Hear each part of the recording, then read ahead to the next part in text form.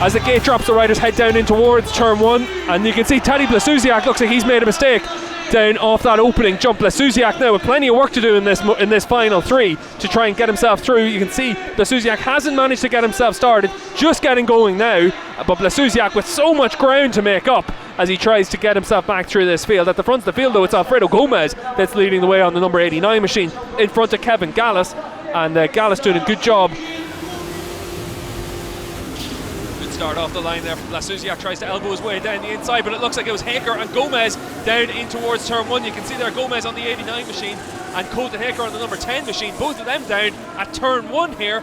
Of course, for Colton Haker, he was able to set that super pole time, but he's going to struggle to get that bike going again and try and score points in this race alongside his teammate Alfredo Gomez. Gomez, of course, the winner of final 3 in Poland last time, and he's down at turn 1 as well, so really easy to have a bit of carnage down in towards turn 1, as we saw there. Tadej Blasuziak leading the way, but a red flag out, so clearly just trying to clear the way from those riders down in turn 1. Weren't quite able to get them cleared away, so we'll have a red flag, so we'll stop this race. You can see Gomez, he's quite a bit of pain down there at turn 1. Gomez, of course, his season was ruined last year by a knee injury.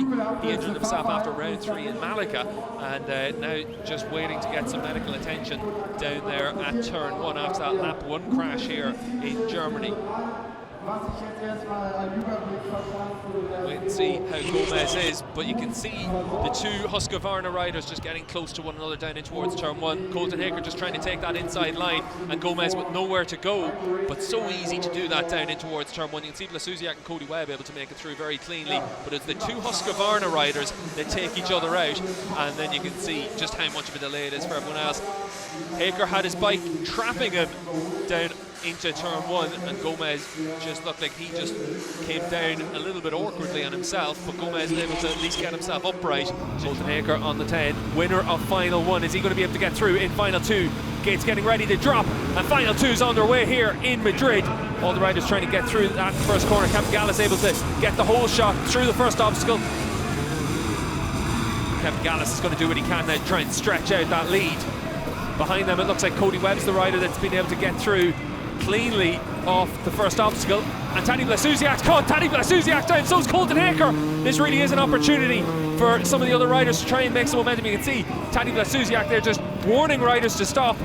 Doesn't look like anyone's trapped underneath their bikes, but plenty of bikes trapped with one another. Kevin Gallas was another that went down. Kevin Gallas had taken the whole shot, so now out in front it's Alex Grau on the 77, and Cody Webb really does have a huge advantage now over the other championship contenders. We said coming into this round that this could be the round that proves pivotal for the championship. This is a 6-minute moto plus a lap, and Cody Webb has a huge advantage over his rivals. It looks like Tadej Blasuziak just needs to get his bars back into place, maybe even some pegs, and Blasuziak, he's probably already in a position that potentially to be lapped by the race leaders, so losing lots of time there. You can see Paul Torres on that 13 just coming through. Torres leading the race, across the front. Now it's time for the 15-second board to come up. All the riders will have their goggles on and just make sure that they're ready for the gate to drop in final 3. There's only a point between Cody Webb and Colton Haker coming into this round, into this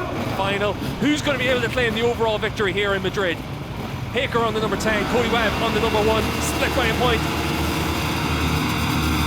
And as the gate drops, who gets that inside line? Colton Haker on a great start. It looks like Tadej Blasuziak's been able to push his way onto that outside line, but Blasuziak's down through that opening obstacle, and you can see Blasuziak just getting himself off to the side of the track and limping off now as well. Looks like his knee got caught up in the rocks.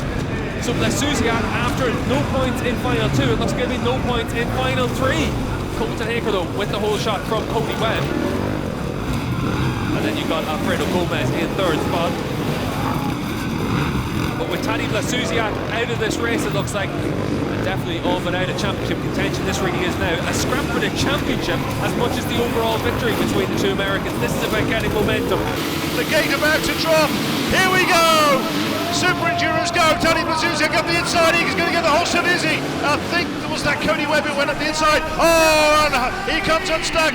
Tadej gets installed momentarily. Cody Webb takes over. Alfredo Gomez is there. Blasuziak hits back. He takes 2nd place again.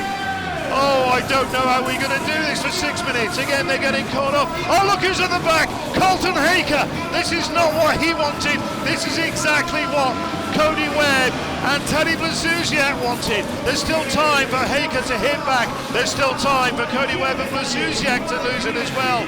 This is far from decided, but it is unreal. Tadej Blazuzyak in second place, and Cody Webb is leading, and Colton Haker is struggling. He said he wasn't looking forward to this. The track conditions weren't to his liking, and it is all kind of going wrong at the moment. He's still, if it doesn't go that way for him this time, he's still got 2 more finals. He's got a little points cushion at the top, but we have a fight on our hands between Cody Webb and Tadej Blazuzyak as the gate drops and away they go. Oh, it looks like Tavares is in. That's had a great start. Played Goodside, with a great start. Goodside, the South African, with the whole shot, but it's Haker, Webb, and Blazuzyak we're looking for. Oh dear, and it's traffic jam, and it's that Haker coming through.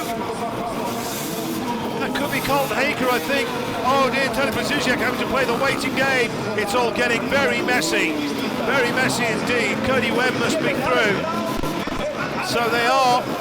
So Tadej Blazuzyak is the big loser there. So I think his hopes, his World Championship hopes have just gone. Here is Cody Webb to cross the line now. So Cody Webb is in 7th place, just behind Colton Haker. Incredible. Alex Grau is the man who is in 1st place. We're not far away, folks. This is it. The last final of the SuperEnduro year. 15 seconds before we go racing. Will it be Colton Haker? Will it be Cody Webb? It's Colton Haker's to lose. It's Cody Webb's to win. 5-second board goes up, and we're away. And it's a great start by Cody Webb. And Blazuzyak and Colton Haker back in 3rd. Colton Haker knows he just has to take it easy. Cody Webb has got to win. He knows he has to win. Colton Haker or Tadej Blazuzyak, not with the start he wants.